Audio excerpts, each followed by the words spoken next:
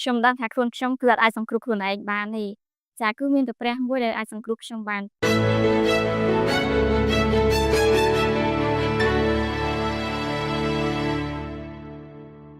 ចាមូលហេតុដែលនាងខ្ញុំបានជឿព្រះគឺដោយសារតែខ្ញុំដឹងថាខ្លួនខ្ញុំគឺអត់អាចសង្គ្រោះខ្លួនឯងបានទេចាគឺមានតែព្រះមួយដែលអាចសង្គ្រោះខ្ញុំបានហើយខ្ញុំក៏បានទទួលពីការក៏ដូចជាការលើកទឹកចិត្តអំពីគ្រូក៏ដូចជាបងៗនៅក្នុងវិហារដែលគាត់បានប្រាប់ខ្ញុំថា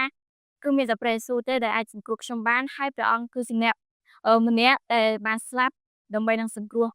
នាងខ្ញុំហើយខ្ញុំក៏បានទទួលជឿព្រះយេស៊ូវ